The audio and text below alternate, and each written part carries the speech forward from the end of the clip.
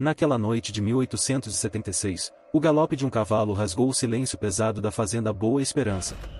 Na manhã seguinte, um quarto jazia vazio. A cama, desfeita. A janela, fechada. 2 dias depois, o ar carregou um novo perfume, um cheiro doce e podre que brotava do galpão. No coração de Minas Gerais, onde o suor lavava a prosperidade e o sol queimava a inocência, um segredo macabro enraizou-se na terra. Uma história de poder, silêncio e um horror tão profundo que se recusa a ser esquecido. Testemunhas dizem que até hoje o vento sussurra seu nome, carregando ecos de uma verdade perturbadora. De qual cidade ou estado você nos acompanha hoje? Conte para nós nos comentários. Prepare-se, pois o que aconteceu na fazenda Boa Esperança é mais do que uma lenda, é um grito que ainda ecoa. O ano era 1876, e o sol em Minas Gerais ardia com uma ferocidade implacável. Não era apenas o calor que pesava sobre o vale, mas um cheiro persistente de ferro oxidado, do suor salgado dos homens e do aroma acre de carcaça, trazido por uma brisa morna que nunca aliviava a atmosfera. A poeira fina, levantada a cada passo de animal ou de trabalhador, pairava no ar, tingindo o horizonte com um tom avermelhado que se estendia pelos morros ressequidos. A fazenda Boa Esperança, aninhada entre essas elevações de terra seca, lutava contra a natureza. A represa, que em tempos de fartura espelhava o céu azul, agora exibia suas margens lamacentas, revelando pedras e tocos de árvores submersas, como velhos ossos expostos. À noite, o coachar desesperado dos sapos, que buscavam refúgio na pouca água que restava, soava como um lamento, um coro fúnebre para a terra sedenta. O ar, denso e estático, carregava uma sensação de iminência, de algo prestes a se romper, uma tensão que se enraizava sob a pele. A propriedade era um vasto império, forjado pelo trabalho incansável de uma centena de braços que se curvavam sob o sol, do amanhecer ao anoitecer, cultivando cafezais e milharais que teimavam em murchar. No centro desse domínio, imponente e austera, erguia-se a Casa Grande. Um casarão branco, com telhas coloniais gastas pelo tempo e pelas intempéries, cujas janelas escuras, sempre semicerradas, pareciam olhos fixos e julgadores, observando com uma vigilância silenciosa cada movimento do vale e de seus habitantes. De lá, a vontade de Antônio Ramos se espalhava, como uma sombra inevitável, sobre tudo e todos. O fazendeiro, um homem de 48 anos, robusto, com a pele curtida pelos longos dias sob o sol e um olhar penetrante que raramente se desviava, possuía uma presença que impunha respeito e um temor quase palpável. Seus passos ecoavam com uma autoridade incontestável pelos corredores de assoalho escuro da casa, e sua voz, quando proferida, era um veredito final, sem apelo ou contestação. Nas vilas vizinhas, para onde se deslocava em sua carruagem, sempre em trajes finos e impecáveis, era tratado com a deferência de um doutor, um título que reconhecia sua riqueza, poder e influência. Contudo, na fazenda Boa Esperança, seu nome era sussurrado com a reverência devida a uma entidade superior, quase divina. O que ele dizia, era cumprido sem questionamento. O que ele mandava, era aceito em silêncio absoluto. Não havia espaço para hesitação ou desobediência. A presença de Antônio era tão vasta e onipresente quanto suas terras. Dona Eulália Ramos, a esposa, movia-se pela Casa Grande com a discrição de uma aparição, seus 37 anos marcados por uma existência de recolhimento. Quase sempre envolta em véus que cobriam seu rosto pálido e seus cabelos castanhos escuros, sua figura era a de uma mulher devota e resignada. Uma Bíblia de capa de couro puída e páginas amareladas raramente abandonava suas mãos finas, e seus olhos, invariavelmente úmidos, pareciam carregar o peso de orações ininterruptas. A fé parecia ser o único escudo que possuía contra a realidade sombria da qual se refugiava. Seus passos eram leves, quase inaudíveis, e sua presença se manifestava mais pelo suave farfalhar de seus vestidos longos do que por qualquer som direto.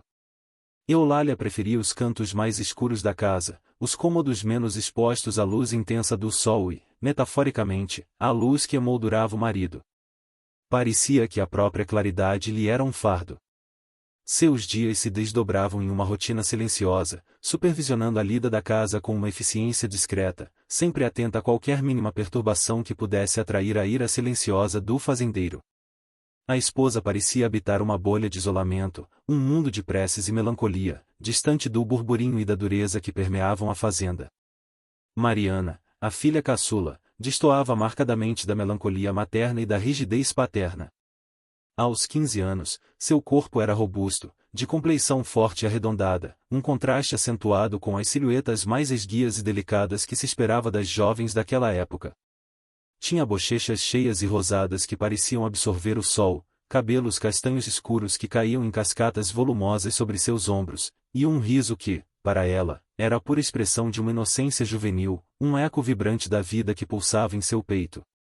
Para Antônio, entretanto, esse riso era um ruído dissonante, uma afronta à seriedade e ao decoro que ele impunha à família. Frequentemente, a chamavam de a menina grande, um apelido que circulava entre os funcionários da fazenda, carregado de uma ambiguidade que ressaltava não apenas seu porte físico, mas também uma certa proeminência que Antônio considerava indesejável. O fazendeiro desviava o olhar com visível desconforto quando ela se aproximava, e uma contração quase imperceptível surgia nos cantos de seus lábios a cada gargalhada que a jovem deixava escapar. A vivacidade de Mariana, seu apetite por doces e pela vida, manifestado em gestos simples como colher flores no jardim ou brincar com os cães da fazenda, era uma fonte constante de constrangimento e irritação para o patriarca. Para ele, a compleição de Mariana não era apenas uma característica física, era uma mancha indelével no seu nome, uma fonte de chacota disfarçada que ele sentia ser dirigida a ele e à sua linhagem. O riso dela, antes apenas um incômodo, agora parecia zombar de sua autoridade, de sua honra e de seu controle sobre a imagem da família.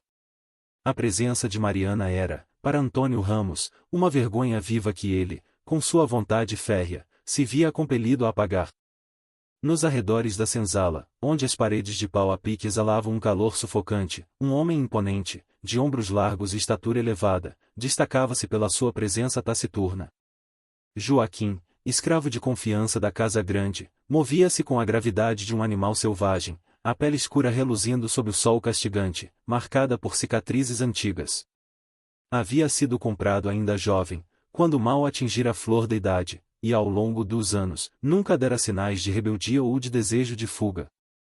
Sua lealdade, ainda que silenciosa e calculada, era a base da confiança, quase cega, que Antônio nele depositava.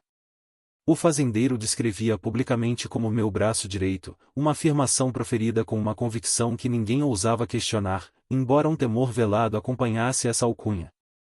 Joaquim era o mestre do engenho, um conhecedor profundo das intrincadas máquinas de moer cana e da lida com o gado.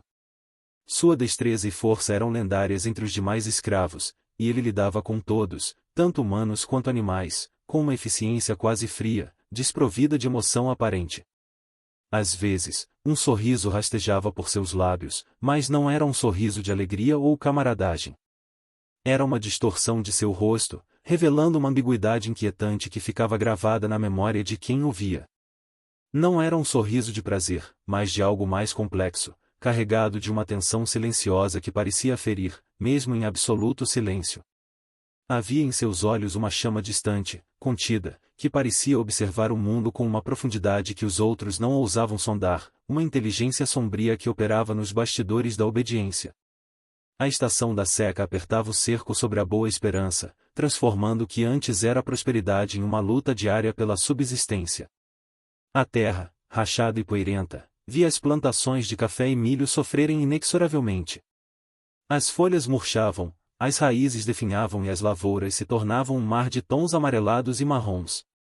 O gado emagrecia nos pastos ressecados, e a ausência prolongada da chuva transformava o verde exuberante em uma paisagem de desolação.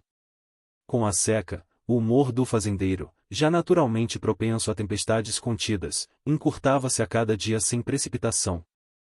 Murmúrios, tão baixos que mal podiam ser ouvidos acima do zumbido das moscas e do render do engenho, circulavam na senzala e entre os capatazes. Falava-se de dívidas que se acumulavam como a poeira nos campos, de empréstimos com juros exorbitantes que comprometiam a futura colheita, de herdeiros distantes que poderiam vir a disputar o controle das terras em caso de sua morte, e de negócios malogrados que drenavam a fortuna da família. As palavras eram trocadas com os olhos baixos, a boca quase colada ao ouvido, e a cada menção do nome de Antônio Ramos em tais contextos, um arrepio percorria a espinha dos que escutavam, como um prenúncio de infortúnio. Antônio Ramos, por sua vez, aumentara consideravelmente o consumo de aguardente. As garrafas vazias, empilhadas no canto da varanda, tornaram-se um testemunho silencioso de sua crescente aflição e desespero. O cheiro adocicado e forte da bebida impregnava o ar ao redor dele, misturando-se com o aroma da terra seca e do suor dos trabalhadores.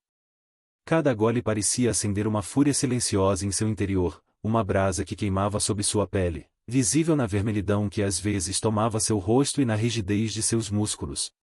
Em meio a essa atmosfera pesada e carregada de presságios, cada vez que seus olhos opacos pousavam em Mariana, algo em sua postura, antes rígida e inabalável, se contraía de forma perceptível.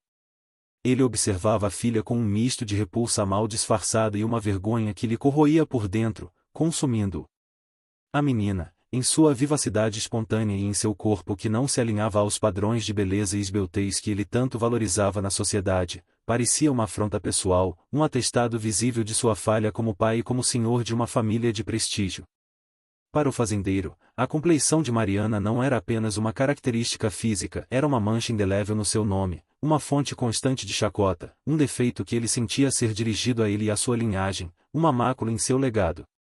O riso dela, antes apenas um incômodo, agora parecia zombar diretamente de sua autoridade, de sua honra e de seu controle sobre a imagem da família perante os outros. A presença de Mariana era, para Antônio Ramos, uma vergonha viva que ele, com sua vontade férrea e seu temperamento inflexível, se via compelido a apagar de uma vez por todas. A intolerância do fazendeiro em relação à filha crescia, silenciosa e implacável, como a própria seca que assolava Boa Esperança, prometendo uma colheita sombria. O entardecer daquele dia, em 1876, pintava os céus com tons de laranja ferrugem, mas não trazia consigo a doçura do fim da jornada. A seca continuava a apertar seu laço sobre a fazenda Boa Esperança, e o ar, carregado de poeira e do cheiro persistente de terra ressecada, parecia reter o som e a umidade. No amplo alpendre da casa grande, Antônio Ramos, com sua figura imponente, recostava-se em uma cadeira de balanço de madeira escura, que emitia um rangido suave e ritmado a cada leve movimento de seu corpo. Ao seu lado, sobre uma pequena mesa lateral, uma garrafa de aguardente e 2 copos de cristal refletiam os últimos lampejos do sol. O silêncio do crepúsculo, que começava a engolir os sons distantes da fazenda que se recolhia, era quebrado apenas pelo chiado esporádico de algum inseto noturno e pelo compassado render da cadeira. Em poucos instantes, Joaquim, o escravo de confiança, materializou-se na entrada da varanda. Seus passos, firmes e habituados ao trabalho pesado, eram quase inaudíveis sobre o piso de madeira, como se sua massa muscular se movesse sem atrito. A luz esmaecida do poente realçava sua silhueta alta e musculosa, e a expressão em seu rosto, sempre enigmática, permanecia ilegível, como uma pedra gasta pelo tempo. Antônio, sem desviar seu olhar fixo do horizonte avermelhado que se desfazia em cinza, fez um gesto lento com a cabeça, indicando o copo sobre a mesa e convidando Joaquim a sentar-se na cadeira oposta. O fazendeiro, então, serviu uma dose generosa de aguardente para Joaquim, e outra, um pouco mais farta, para si mesmo. O líquido âmbar desceu com um som suave no cristal, e o aroma forte e adocicado da cana fermentada, um cheiro familiar e embriagador, preencheu o espaço entre os 2 homens. Joaquim pegou o copo, seus dedos fortes envolvendo o cristal com uma calma que contrastava com a tensão latente no ar, mas não o levou imediatamente aos lábios. Seus ombros largos mantiveram-se em uma postura de escuta atenta, seus olhos negros fixos no perfil de Antônio. Antônio Ramos, com a voz baixa, quase um sussurro que parecia lutar para superar o som do vento que agora balançava levemente os galhos secos das árvores, começou a falar. Suas palavras eram espaçadas, carregadas de uma gravidade que transformava cada sílaba em um peso. O fazendeiro dirigiu-se a Joaquim com uma formalidade incomum, afirmando que o escravo, dentre todos os homens da fazenda, era o único que possuía a compreensão necessária para entender a situação delicada e perturbadora em que se encontravam. Em seguida, as queixas de Antônio sobre a vergonha que recaía sobre sua casa, e especificamente sobre a figura de Mariana, começaram a se desenrolar em um tom amargo. Ele fez menção, de forma indireta e velada, a sua compleição física que desviava dos padrões esperados, a sua vivacidade que ele considerava inapropriada e a maneira como tudo isso, aos seus olhos, parecia manchar irremediavelmente seu nome e o prestígio cuidadosamente construído de sua família. O fazendeiro movia as mãos ocasionalmente, em gestos contidos e precisos, como se estivesse moldando o ar com suas frustrações, enquanto sua voz, embora mantida em sussurro, adquiria um tom mais áspero e cortante ao descrever o que ele considerava um defeito irreparável da filha, uma afronta à sua linhagem. Tobias, um menino de apenas 12 anos, estava escondido sob a varanda, atrás de um emaranhado denso de samambaias secas e de uma pilha antiga de lenha, úmida pelo mofo e coberta por teias de aranha. Ele havia sido enviado para buscar algumas frutas que haviam caído do cesto na cozinha e, ao passar perto da varanda, o som das vozes baixas, mais intensas e carregadas de um peso incomum, o havia paralisado por um instinto de curiosidade e medo. Seus olhos grandes e assustados espreitavam pelas frestas estreitas do assoalho de madeira, captando as sombras alongadas e os movimentos contidos dos dois homens. O cheiro de aguardente tabaco misturava-se ao aroma da poeira, do mofo e do barro úmido sob a casa, e o pavor o fazia prender a respiração, sentindo o próprio coração martelar com uma força violenta contra as costelas finas. Ele ouviu as palavras de Antônio, as frases veladas sobre o problema da casa e a necessidade urgente de acabar com a vergonha. A voz do fazendeiro, embora baixa e quase inaudível, carregava uma frieza cortante, uma dureza que gelava a espinha do menino. Tobias, com a mente de criança, não compreendia o sentido exato de cada palavra, mas o tom e o contexto eram claros, pressagiando algo terrível. A conversa se estendeu por quase meia hora, tempo em que o sol se escondeu completamente, deixando a varanda na penumbra. Antônio, sem tirar os olhos do copo vazio ou do horizonte escuro, continuou a descrever, com detalhes indiretos e metáforas sombrias, o que tinha que ser feito para restaurar a honra da família. Ele usou termos como libertar a casa de um fardo e a necessidade de uma limpeza profunda, quase ritualística.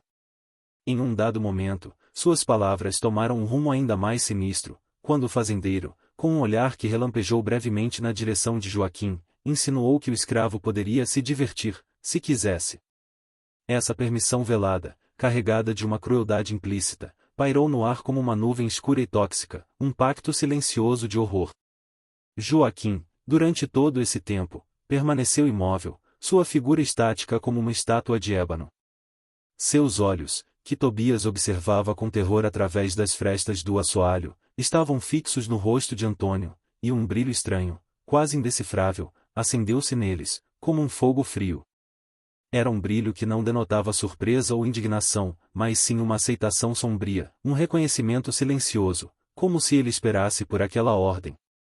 Ao final da exposição de Antônio, Joaquim apenas assentiu com a cabeça, um movimento quase imperceptível, antes de levar o copo aos lábios e beber aguardente de uma só vez, como se selasse um acordo. A cena terminou com Antônio fazendo um gesto de dispensa, e Joaquim se afastando para a escuridão crescente da noite, sua silhueta alta sumindo sem deixar rastros. Tobias, encolhido sob a varanda, permaneceu imobilizado pelo pavor, com as palavras gravadas em sua mente jovem e assustada, um segredo terrível que ele não ousaria pronunciar. Naquela mesma noite, a fazenda adormeceu sob um manto de estrelas pálidas e distantes, mas um clima estranho e pesado pairava no ar, uma calma que era mais presságio que paz. Um pouco antes do amanhecer, quando o céu no leste começava a clarear com os primeiros tons de cinza e azul escuro, Dona Eulália foi despertada de seu sono leve por um som abrupto. Era o galope distante de um cavalo, os cascos batendo com força no chão seco e empoeirado, um som que, a princípio, pareceu pertencer aos reinos dos sonhos, mas que logo se revelou real e urgente. O som se intensificou por alguns instantes, ecoando com uma velocidade crescente pelo vale, antes de diminuir gradualmente e desaparecer por completo, deixando para trás um silêncio ainda mais pesado e profundo do que o anterior. Eulália sentiu um aperto no peito, um pressentimento gélido que a impulsionou a levantar-se da cama, o corpo frágil e a mente nublada pelo sono e pela súbita premonição. Seus passos silenciosos a levaram pelos corredores escuros da casa, onde a luz fraca da manhã que entrava pelas frestas das janelas criava sombras fantasmagóricas que dançavam nas paredes. Ela caminhou em direção ao quarto de Mariana, impelida por uma inquietação que não conseguia ignorar.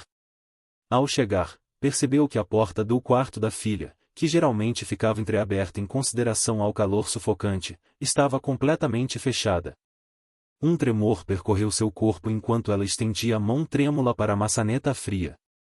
A porta se abriu com um rangido suave, quase um suspiro, revelando a penumbra do cômodo. O quarto de Mariana estava vazio. A cama, outrora ocupada pela figura robusta da menina, estava desfeita, os lençóis amarrotados como se uma luta breve tivesse ocorrido, o travesseiro com a marca profunda de uma cabeça que ali não mais repousava. No chão, perto da cômoda, um vestido que Mariana usava no dia anterior jazia amassado, como uma casca vazia, um resquício de sua presença. A janela, para o espanto e crescente pavor de Eulália, estava não apenas fechada, mas também trancada por dentro, como se a menina jamais tivesse saído por ali, ou como se algo a tivesse impedido de fazê-lo. A ausência de Mariana era palpável, um vazio que reverberava no ar rarefeito do quarto, tornando-o gelado apesar do calor externo. Eulália chamou o nome da filha em um sussurro quase inaudível, depois novamente, a voz embargada pelo pavor crescente que lhe apertava a garganta. Percorreu os olhos marejados pelo quarto, procurando por um bilhete, um sinal, qualquer coisa que explicasse a ausência repentina, a saída inexplicável. Não encontrou nada. Apenas o silêncio e o vácuo. Momentos depois, Antônio Ramos surgiu no corredor, já vestido para o dia, com a expressão impassível de sempre, como se nada pudesse abalá-lo. Ele observou Eulália parada no portal do quarto vazio, o rosto pálido e as mãos tremendo descontroladamente. Ao ser questionada, com a voz embargada e quase inaudível da esposa sobre o paradeiro de Mariana, o fazendeiro respondeu com uma calma fria, desprovida de qualquer calor ou afeto, afirmando que a havia enviado, na calada da noite, para a casa da tia, na distante Diamantina. Sua voz não vacilou, e seus olhos, embora opacos pelo cansaço e pela aguardente da noite anterior, não revelaram qualquer emoção visível, nenhuma ponta de aflição ou preocupação. Eulália, diante da firmeza inabalável do marido e da aparente simplicidade da explicação, aceitou a versão. Ou, pelo menos, fingiu aceitá-la. Sua submissão, forjada por anos de convivência sob o domínio de Antônio e pelo medo constante de sua fúria, a impedia de questionar abertamente a palavra do fazendeiro. Seus lábios tremeram levemente, e ela baixou o olhar, como se a verdade estivesse contida na poeira invisível do chão, em algo que seus olhos não deveriam ver.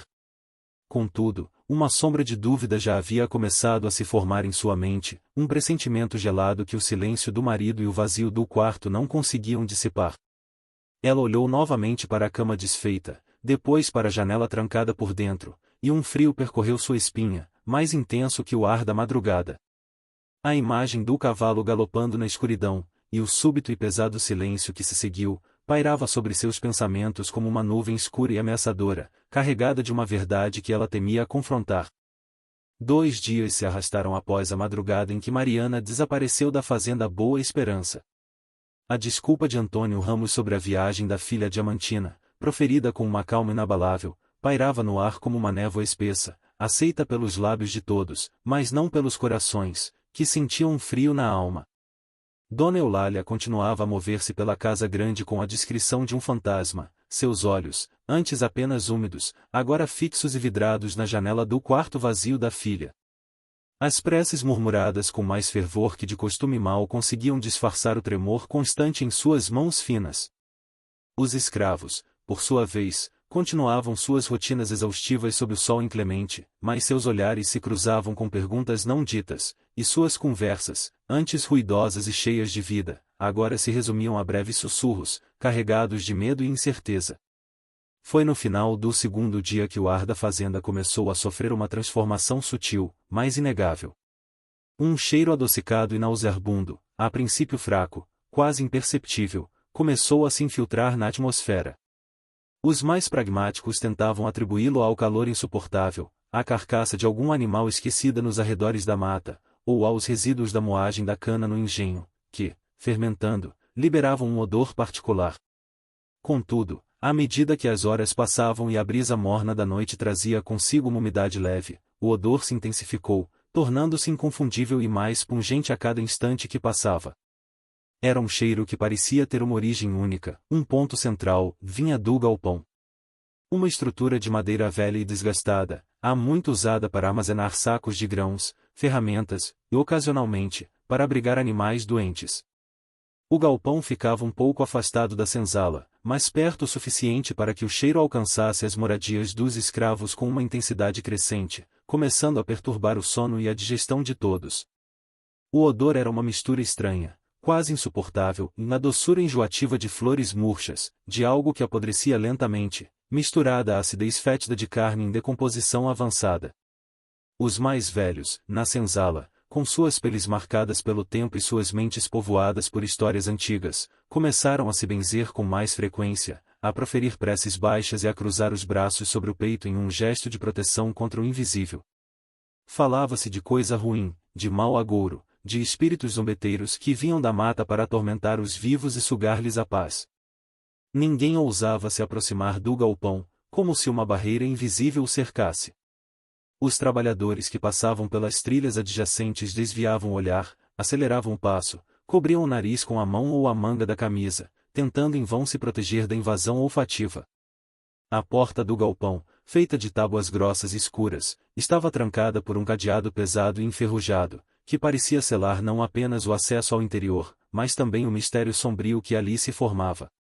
Uma atmosfera de superstição, pavor e um silêncio carregado crescia na fazenda, espalhando-se como uma mancha de óleo que se alastra na água, contaminando tudo.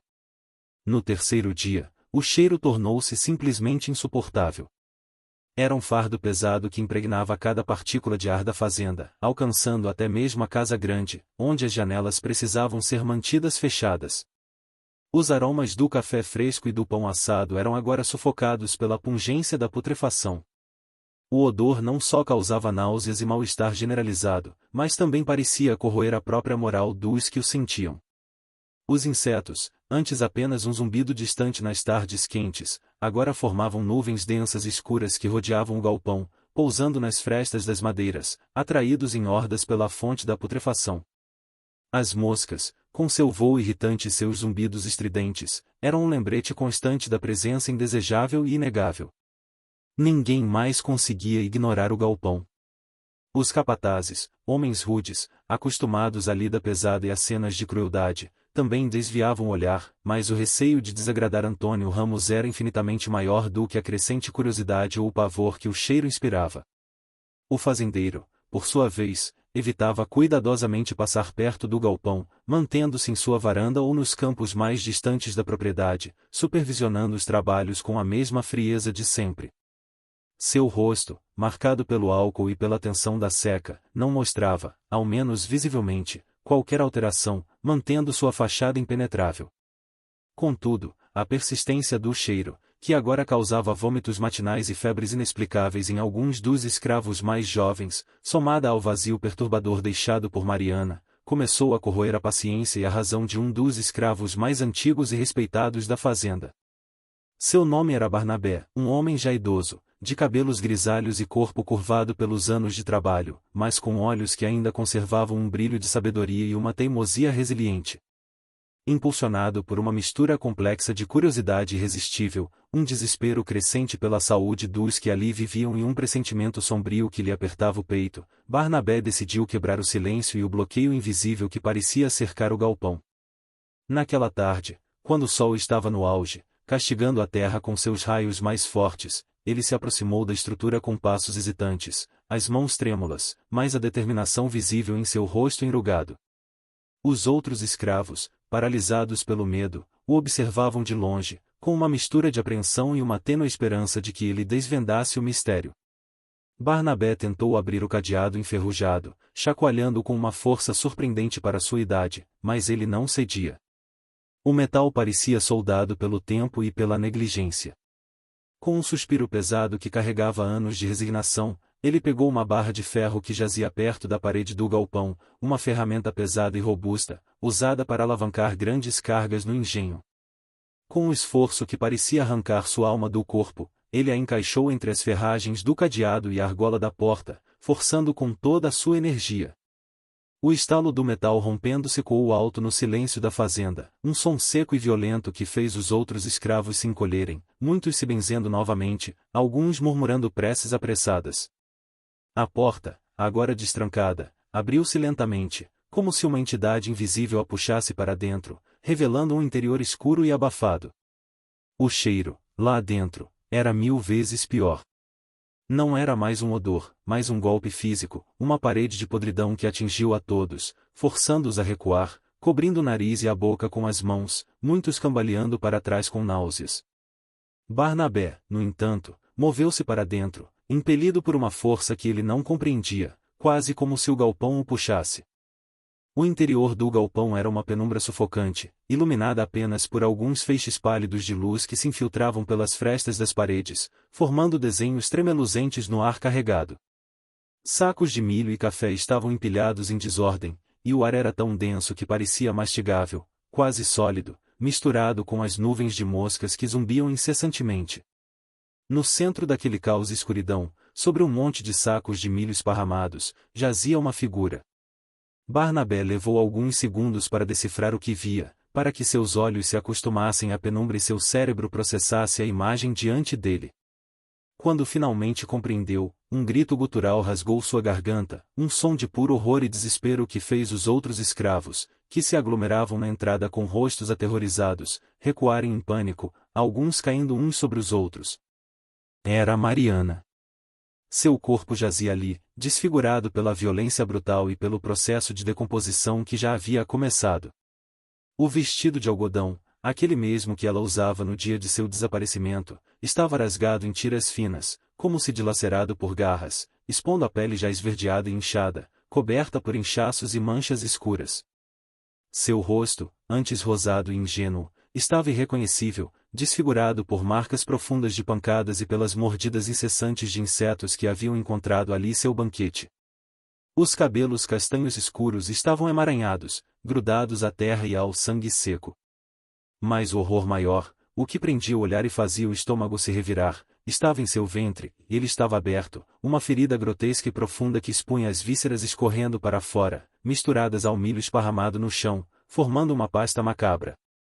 Havia sinais evidentes de tortura, a pele dos braços e pernas estava cortada em diversos pontos, como se tivesse sido fustigada repetidamente com um chicote de couro, e os dedos das mãos apresentavam fraturas desalinhadas, como se ela tivesse lutado desesperadamente até o último instante. A cena era tão insuportável, tão indizível, que alguns dos escravos presentes, ao vislumbrar o corpo, desmaiaram no local, caindo inertes na poeira do galpão. Outros vomitaram o pouco que tinham no estômago, o corpo reagindo com repulsa ao cheiro e à visão que parecia corroer a alma. Alguns apenas se afastaram, cambaleando como bêbados, com os olhos fixos no vazio, as almas marcadas para sempre por aquilo que haviam testemunhado. As partes do corpo pareciam ter sido mutiladas de modo deliberado, quase ritualístico, com uma precisão medonha, como se o agressor tivesse encontrado um prazer doentio na profanação. O grito primal de Barnabé e o subsequente alvoroço dos escravos, que se dispersavam em pânico e horror, rapidamente chamaram a atenção da casa grande. Antônio Ramos e Dona Eulália vieram correndo, impelidos pelo barulho incomum, seguidos de perto por capatazes e alguns outros serviçais. Ao ver o corpo no interior do galpão, Dona Eulália soltou um gemido de dor que não era humano, um som gutural que se transformou em um choro convulso e histérico. Ela caiu de joelhos na poeira do pátio, o véu cobrindo o rosto enquanto seus soluços ecoavam no ar pesado, misturando-se ao zumbido dos insetos. Antônio, por sua vez, parou abruptamente no limiar do galpão, sua figura alta e robusta congelada. Seu rosto, antes impenetrável, agora estava marcado por um choque que ele tentava, em vão, disfarçar, uma palidez inusual invadindo sua pele curtida. Seus olhos varreram a cena com uma rapidez gélida, demorando-se no corpo mutilado de Mariana, depois nos escravos horrorizados que se afastavam, e por fim, nos rastros de sangue no chão. Um silêncio pesado e opressor caiu sobre todos, quebrado apenas pelo choro incontrolável de Eulália e o zumbido incessante das moscas, que já voavam para dentro do galpão. A notícia do achado macabro se espalhou como fogo na palha seca por toda a fazenda, alcançando até os cantos mais distantes da propriedade. O choque e o horror eram palpáveis, e a atmosfera de medo se aprofundava. Naquela mesma madrugada, antes que a notícia pudesse chegar às vilas vizinhas e as autoridades fossem alertadas, Joaquim desapareceu. Ele simplesmente não foi encontrado em seu catre na senzala, que jazia intocado, nem em seus locais habituais de trabalho, como o engenho ou o curral. Sua ausência, na esteira da descoberta horrenda do corpo de Mariana, consolidou rapidamente a suspeita em todos os que estavam presentes. Para a maioria, a fuga de Joaquim era prova irrefutável de sua culpa, o reconhecimento tácito de sua monstruosidade. Os escravos falavam em sussurros que ele devia ter fugido para a mata densa, para as serras próximas onde se escondiam os quilombolas, ou para as montanhas inóspitas, onde ninguém ousaria procurá-lo. Antônio Ramos, ao ser informado do desaparecimento de Joaquim por um capataz pálido, assumiu uma postura de fúria contida, vociferando ordens para que o negro fosse procurado sem descanso, jurando matá-lo com as próprias mãos. Mas, no fundo, a fuga de Joaquim parecia se encaixar perfeitamente na narrativa que ele, o fazendeiro, provavelmente pretendia criar. Uma narrativa que convenientemente apontava para um único culpado. Após a descoberta macabra do corpo de Mariana no galpão, a fazenda Boa Esperança não apenas mergulhou em um abismo de horror, mas se transformou em um lugar onde o medo não era uma sensação passageira, e sim um habitante permanente, uma entidade palpável que se movia entre os homens. O ar, já pesado pela seca implacável e pelo odor fétido da decomposição avançada, tornou-se respirável, carregado de um terror que se espalhava pelos cafezais castigados e pelos corredores silenciosos e outrora grandiosos da Casa Grande. Dona Eulália, após o choque inicial que a derrubou em um pranto dilacerante e incontrolável, refugiou-se em seus aposentos no andar superior, de onde não saiu por dias. De lá, seu choro abafado e constante, um lamento que parecia não ter fim, era a única melodia que se ouvia da parte superior da casa, ecoando pela escadaria. Seu véu, antes um mero adorno de recato e devoção, agora envolvia seu rosto pálido como uma mortalha, escondendo não apenas a dor excruciante, mas também um pavor profundo que consumia sua alma, deixando-a em um estado de quase catatonia. Os escravos, por sua vez, tentavam retomar suas atividades diárias, mas seus movimentos eram lentos e arrastados, seus olhares desviados uns dos outros, e seus murmúrios, antes apenas cochichos de assombro e superstição, agora se transformavam em preces murmuradas e invocações desesperadas de proteção contra o mal que parecia ter se instalado na fazenda.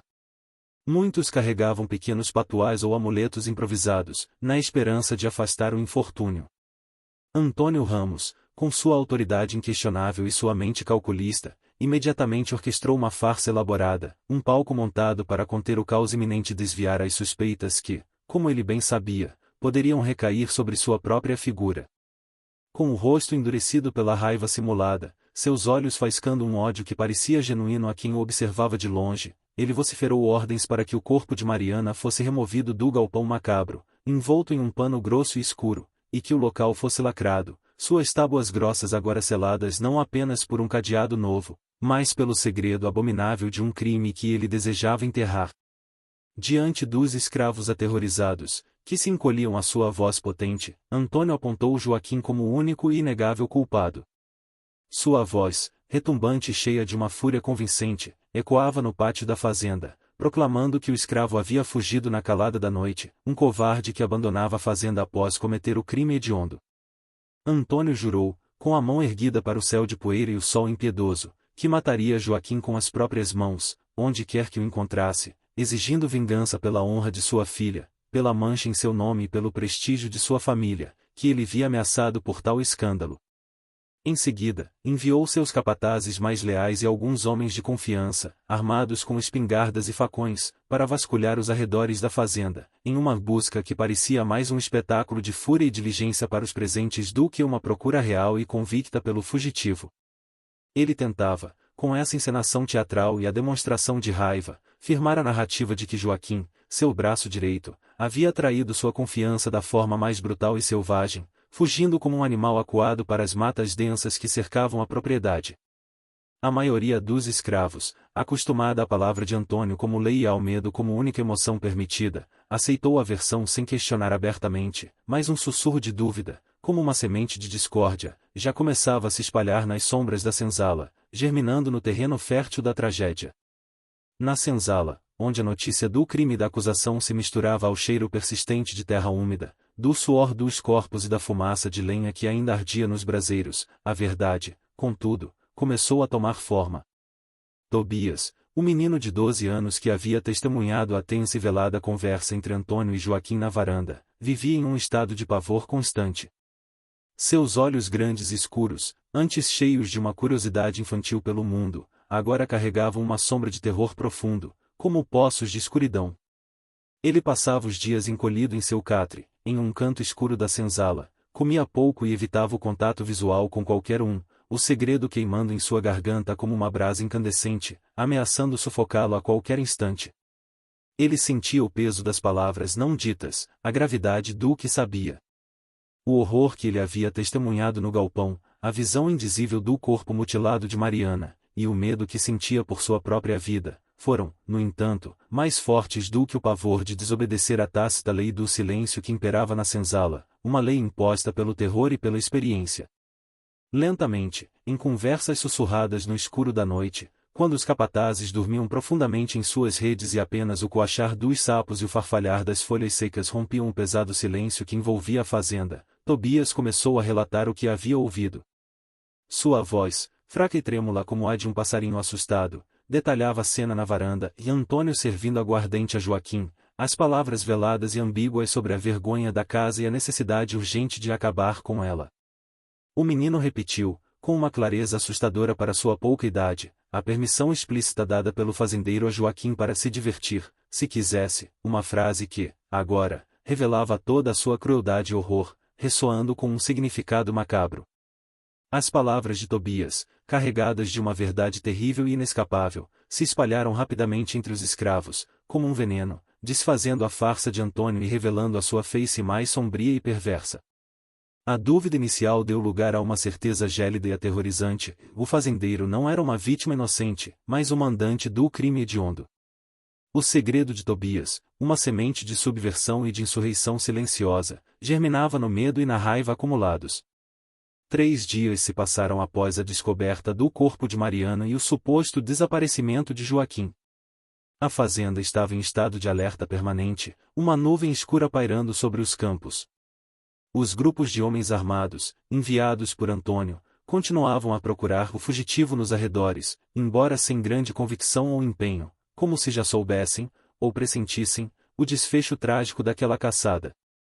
O boato sobre a verdade, espalhado por Tobias e suas testemunhas clandestinas na senzala, já havia tomado conta das conversas e começava a vazar para fora das cercas da propriedade, chegando aos ouvidos de trabalhadores livres das vilas vizinhas, de tropeiros que passavam pela estrada de terra, e de viajantes que se arriscavam por aquelas paragens.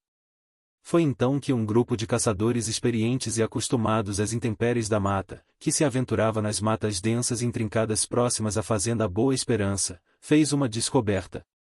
Nos arredores da propriedade, a algumas léguas da casa grande, perto de um riacho agora completamente seco e em meio a uma vegetação rasteira e espinhosa, onde a terra era árida e esquecida pela chuva, jazia o corpo de Joaquim. A cena do achado indicava uma luta feroz e desesperada, uma batalha por uma vida que se esvaía em meio à desolação. O corpo do escravo, antes imponente e forte, estava agora dilacerado, maculado pela morte e pelo sangue seco que tingia sua pele escura. Havia cortes profundos e irregulares em seus braços e peito, marcas de unhas que pareciam ter arrancado pedaços de carne, e o rosto, antes ilegível e calmo, agora exibia uma expressão de horror e agonia congelada, com os olhos arregalados para o céu cinzento e indiferente. As roupas de Joaquim estavam em farrapos, rasgadas em diversos pontos, pendendo como trapos sujos do seu corpo maltratado. Os arbustos ao redor estavam amassados e quebrados, manchados de sangue seco, e a terra revolvida, com pegadas profundas e sinais de arrastamento, indicando uma batalha violenta que se estendeu por alguns metros, uma luta de vida ou morte que Joaquim havia travado com todas as suas forças. Parecia que ele havia lutado até o último suspiro, não apenas contra seu agressor, mas talvez contra o próprio destino, tentando desesperadamente deixar um sinal, uma pista, uma última mensagem que pudesse revelar a verdade. A prova irrefutável do envolvimento de Antônio Ramos na tragédia foi descoberta de uma forma macabra e inesperada, um detalhe minúsculo que, como uma chave, desvendou a trama e selou o destino do fazendeiro. Na mão direita de Joaquim, ainda fechada com a força de um espasmo final, um punho cerrado na rigidez da morte, havia um objeto. Era uma abotoadura de ouro maciço, com um brasão familiar cuidadosamente gravado em sua superfície, inconfundível para quem a conhecia. Era uma das abotoaduras de Antônio Ramos, uma peça que ele usava em ocasiões especiais, adornando as mangas de suas camisas mais finas, e que, segundo os criados da Casa Grande e a própria Dona Eulália, havia desaparecido misteriosamente de suas vestes nos dias anteriores, após a fatídica conversa na varanda. A abotoadura, agora manchada de sangue seco e de terra, era prova que desmantelava completamente a farsa do fazendeiro, conectando diretamente a morte de Joaquim, e por extensão, a tragédia de Mariana. Ninguém mais ousaria acreditar em sua versão. Aquele pequeno objeto de ouro, uma insígnia de poder e riqueza, tornava-se agora um emblema de culpa e barbárie. A notícia do corpo de Joaquim, principalmente, da abotoadura em sua mão, correu como um raio pela região, ultrapassando os limites da fazenda e alcançando os ouvidos da polícia em Ouro Preto. Os boatos, antes meros sussurros de medo, agora se tornavam gritos de uma verdade abominável que exigia justiça. As autoridades, alertadas pelos relatos cada vez mais consistentes e pela gravidade dos crimes, que incluíam o assassinato de uma jovem e um escravo, iniciaram uma investigação formal. Quando os homens da polícia, com seus uniformes impecáveis e semblantes sérios, portando suas armas e seus modos austeros, chegaram à fazenda Boa Esperança, alguns dias depois, a cena que encontraram era de desolação e mistério. A Casa Grande estava silenciosa, suas janelas fechadas como olhos que se recusavam a ver a luz do dia. Dona Eulália havia se trancado em seu quarto, inacessível a qualquer um, e os servos relatavam que ela apenas chorava. Os escravos moviam-se com um misto de pavor e uma estranha sensação de alívio silencioso, um fardo pesado que havia sido retirado de seus ombros com a revelação da verdade. No entanto, Antônio Ramos já não estava na fazenda. Ele havia desaparecido sem deixar qualquer rastro. Sua carruagem não foi encontrada em sua garagem, seus cavalos mais rápidos haviam sumido, e nenhum objeto de valor parecia ter sido levado, sugerindo uma partida apressada e não planejada, uma fuga desesperada. Era como se ele tivesse se evaporado no ar quente e seco de Minas Gerais, levado por um vento amargo que não deixava vestígios. As especulações sobre seu paradeiro começaram imediatamente, alimentadas pela ausência de qualquer pista concreta.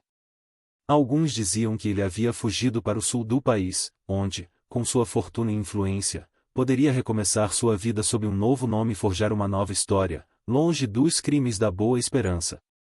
Ele era um homem de recursos e conexões.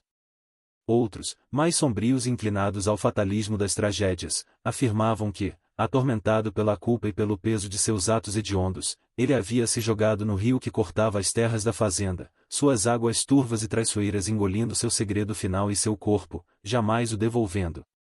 Mas ninguém nunca soube a verdade com certeza, e seu destino permaneceu um mistério insolúvel, mais uma lenda sombria a alimentar os contos da região. O fazendeiro Antônio Ramos, o homem que se considerava Deus em suas terras, havia desaparecido tão completamente quanto a vergonha que ele desejava apagar, mas que, paradoxalmente, se tornou o legado eterno de seu nome. Apenas o cheiro, agora, permanecia. O cheiro doce e podre de podridão e medo, misturado ao aroma acre da aguardente, que parecia ter impregnado a própria estrutura da fazenda, e que jamais se dissiparia por completo. Após a partida precipitada e misteriosa de Antônio Ramos, uma fuga que selou seu nome na infâmia e seu destino na incerteza, a fazenda Boa Esperança, outrora um bastião de prosperidade e autoridade inquestionável, não conseguiu mais reter a vida que a sustentava. O ano de 1876 marcou não apenas a data de crimes hediondos, mas o início de sua lenta, inexorável e implacável decadência. As autoridades de Ouro Preto, em sua breve e infrutífera investigação, que se deu em meio à indiferença das grandes cidades e à precariedade dos recursos, encontraram apenas um cenário de desolação e um mistério insolúvel sobre o paradeiro do fazendeiro. A Casa Grande estava vazia, seus campos, outrora produtivos, já mostravam sinais de abandono. Dona Eulália, consumida por uma dor que parecia arrancar-lhe a própria essência, e pelo pavor que se recusava a deixá-la, jamais se recuperou da perda da filha e da revelação da monstruosidade do marido. Os relatos dos poucos vizinhos que se aproximaram em um primeiro momento e dos antigos serviçais que testemunharam sua dor final, contam que ela permaneceu em seus aposentos por semanas a fio, sem se alimentar ou interagir. O choro inicial e dilacerante transformou-se em um murmúrio constante, um lamento baixo e rouco, quase um canto fúnebre, que se ouvia da parte superior da casa durante as longas noites de desespero. Seu véu, antes um mero adorno de recato e devoção, agora cobria seu rosto pálido como uma mortalha, escondendo um semblante dilacerado pela dor excruciante e pelo pavor que a paralisava, até que seu corpo frágil finalmente cedeu, sucumbindo à melancolia profunda e ao desespero sem fim. Seu enterro foi um evento discreto, quase secreto, realizado no pequeno e empoeirado cemitério da vila, sem a pompa ou a influência que Antônio Ramos outrora desfrutava. Os demais membros da família, Eduardo e Beatriz, os filhos mais velhos, aparentemente, recusaram-se a sequer pisar novamente na propriedade amaldiçoada.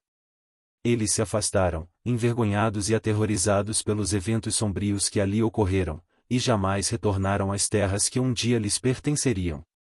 A casa grande, com suas janelas vazias e sua varanda silenciosa, foi abandonada à própria sorte, suas portas e portões deixados abertos ao vento, ao tempo e à invasão da natureza, como uma ferida aberta e exposta. Os escravos, libertos de sua servidão pela ausência de seu senhor e pela ruína iminente da fazenda, dispersaram-se, levando consigo as histórias, os sussurros e o pavor de uma maldição que parecia ter se enraizado na própria terra. Alguns buscaram refúgio em outras fazendas distantes, onde a notícia dos horrores da Boa Esperança ainda não havia chegado com força. Outros tentaram a vida nas vilas, mas nenhum deles, nem mesmo os mais jovens, jamais esqueceu os horrores que testemunhou na fazenda Boa Esperança. A propriedade, agora um vasto e silencioso monumento à tragédia, caiu no esquecimento e no abandono, devorada pela vegetação e pela memória dos crimes. Embora o galpão onde o corpo de Mariana foi encontrado tenha sido queimado até as cinzas pelos homens da vila, em uma tentativa desesperada e vã de purificar o local e apagar o horror da memória, o cheiro de morte, uma mistura nauseabunda e pungente de carne em decomposição, sangue seco e o aroma adocicado e fermentado da aguardente, persistiu no ar. Não era um odor que pudesse ser lavado pela chuva, por mais torrencial que fosse, ou dissipado pelo vento forte, parecia ter se incorporado à própria essência da fazenda Boa Esperança, como um miasma permanente. Impregnava o solo rachado, as árvores retorcidas, as pedras do caminho, os resquícios da senzala e até mesmo as paredes da casa grande, que o vento carregava para longe, assombrando os arredores. Era um lembrete constante, um eco olfativo do crime que ali ocorreu, recusando-se obstinadamente a ser esquecido. Os poucos animais selvagens que ainda se aventuravam por aquelas bandas, como pássaros e roedores, pareciam evitar instintivamente as imediações da casa e do antigo galpão, como se sentissem a presença de algo indesejável e maligno que emanava da terra.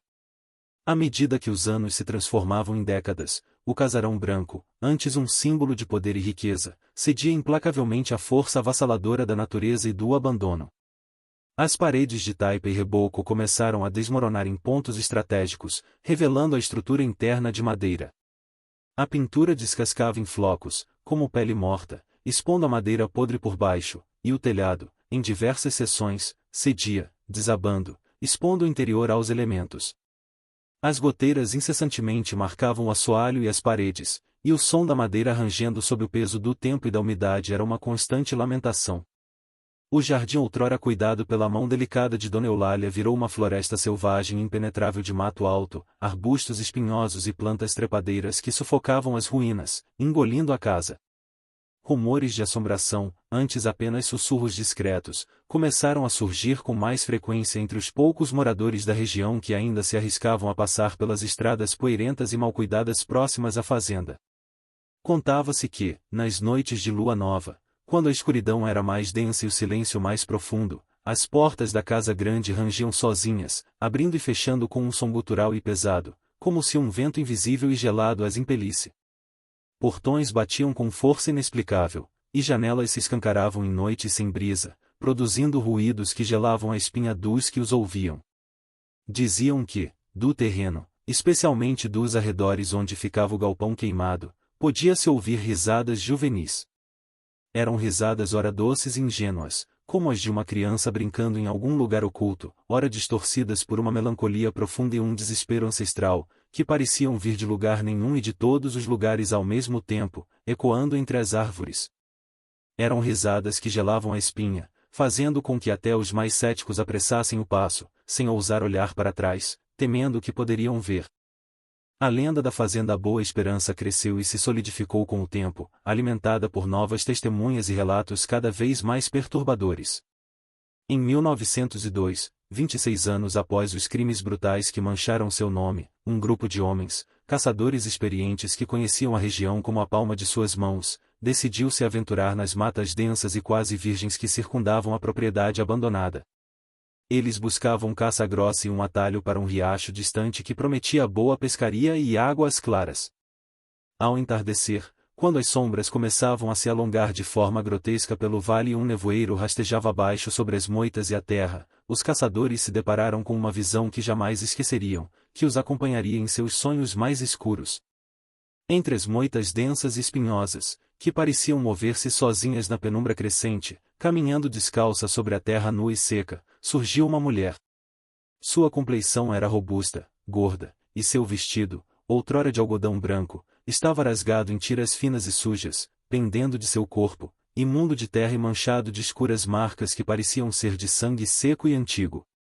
Seus movimentos eram lentos e erráticos, quase mecânicos, como os de alguém que busca algo perdido no tempo ou que vaga sem rumo, alheia ao mundo e à sua própria condição. O rosto da mulher estava coberto por um véu espesso e repugnante de moscas, que zumbiam incessantemente ao seu redor, formando uma coroa escura e nauseabunda que se movia com ela, como parte de sua aura macabra. O odor fétido, aquele mesmo cheiro que assombrava a fazenda e que parecia desafiar a passagem dos anos e a força do vento, parecia emanar dela com uma intensidade avassaladora, sufocando o ar já rarefeito e impregnado de mistério. Um dos caçadores, um jovem chamado Pedro, mais impetuoso e menos supersticioso que os outros, impelido por um misto de curiosidade e um senso de dever, tentou se aproximar, pensando que se tratava de alguma lavradora perdida, desorientada ou talvez uma demente que vivia isolada na mata. Ele chamou por ela, a voz um tanto trêmula pela estranheza da cena, mas determinada a ajudar. No entanto, ao ouvir a voz humana, a figura parou. Lentamente, com uma rigidez antinatural nos movimentos, como se seus membros fossem controlados por fios invisíveis, ela virou o rosto coberto de moscas na direção do caçador. A visão que se seguiu foi suficiente para fazer o homem gritar, um som agudo e primal de puro terror que ecoou pela mata, assustando os pássaros e os animais. Ele jurou, pelos santos e por sua própria vida, que a mulher não tinha olhos. Apenas duas órbitas vazias, escuras e profundas, como buracos negros onde a escuridão parecia se concentrar, sem qualquer vestígio de globo ocular, pálpebra ou cílios. Um vazio abismal onde deveriam estar os olhos, como se a luz e a vida tivessem sido arrancadas violentamente de sua face, deixando apenas o vazio e o horror. Os outros caçadores, embora não tivessem visto com a mesma clareza aterradora que Pedro, testemunharam o pavor incontrolável em seu companheiro e a figura sinistra que se dissipava lentamente entre as moitas, como uma miragem macabra que se desfazia no nevoeiro. Todos fugiram em desespero, abandonando suas armas, suas sacolas de caça e todo o seu equipamento, correndo sem olhar para trás, impulsionados por um medo que jamais haviam sentido, um terror que lhes corroía a alma, até alcançarem a segurança de suas casas nas vilas distantes. Desde então, a Fazenda Boa Esperança tornou-se um lugar completamente evitado. Ninguém mais ousa cruzar suas terras, nem mesmo os tropeiros mais corajosos ou os caçadores mais experientes, que antes zombavam das lendas e dos contos de assombração. A reputação da fazenda cresceu, e cada novo relato adicionava uma camada de horror à lenda, tornando-a ainda mais sombria e enraizada no folclore local, passando de geração em geração. As portas da Casa Grande continuam a render sozinhas, agora enferrujadas e carcomidas pelos cupins. As janelas batem ao vento, sem vidros, e o mofo e o limo cobrem suas paredes, como uma mortalha verde que a envolvia em um abraço fúnebre. De vez em quando o vento sopra mais forte, vindo das profundezas do vale, carregando consigo o cheiro persistente nauseabundo que nunca desapareceu, ele parece carregar uma voz. Uma voz rouca, abafada, que emerge do ar e se espalha pelos campos abandonados, repetindo, sempre do mesmo jeito, com uma cadência lúgubre perto demais para o conforto de quem a ouve, duas frases que se entrelaçam em um lamento eterno, um eco atemporal da crueldade e da maldade humana que ali se manifestaram. Ele me entregou. E ele gostou. As palavras, um testemunho fantasmagórico da crueldade impiedosa do pai e do prazer sádico de seu algoz, permanecem pairando sobre a fazenda Boa Esperança, um lembrete inesquecível e eterno de um crime que a terra nunca esqueceu, e que o tempo, por mais que tente, nunca conseguirá apagar. O vale, outrora um lugar de prosperidade e vida, agora jaz sob a sombra de uma maldição, um eterno memorial do que aconteceu em 1876, um alerta silencioso e arrepiante para os perigos que espreitam na escuridão dos corações humanos, e que podem transformar a vida em uma lenda de horror. Assim se findam os ecos da tragédia na fazenda Boa Esperança, um lugar onde a crueldade humana se misturou ao cheiro da terra e se recusou a ser lavada pelo tempo. O fazendeiro desapareceu, engolido pela própria escuridão que semeou, deixando para trás um rastro de sangue e mistério. Joaquim, o braço executor de um desejo perverso, encontrou seu fim nas matas, sua mão cerrada guardando a prova silenciosa de uma traição que vinha de cima. E Mariana, a menina que o pai desprezou e o algoz profanou, permanece. Sua presença, mais de 20 anos depois, transcende os limites do visível, manifestando-se no cheiro eterno, nas risadas distorcidas e na visão espectral que assombra os que ousam se aproximar. A fazenda Boa Esperança, agora, é mais do que um conjunto de ruínas. É um monumento silencioso ao poder que corrompe, à indiferença que mata, e ao prazer que se esconde na sombra da vileza. É uma lembrança de que nem todo mal pode ser queimado ou enterrado, ele se agarra ao solo, ao ar, e aos ecos da memória, condenando um lugar e suas histórias a uma eternidade de pavor. A verdadeira maldição não veio de espíritos, mas de corações humanos que sucumbiram à própria escuridão. Que terrível segredo você acredita que o Vale de Santa Quitéria ainda guarda sobre Antônio Ramos? Para onde ele pode ter fugido, ou o que pode ter sido de seu corpo? Deixe suas teorias nos comentários e junte-se à discussão. Não se esqueça de deixar seu gostei se esta história tocou em seus medos mais profundos e inscreva-se no canal No Limite do Medo para não perder os próximos capítulos dessa jornada ao desconhecido.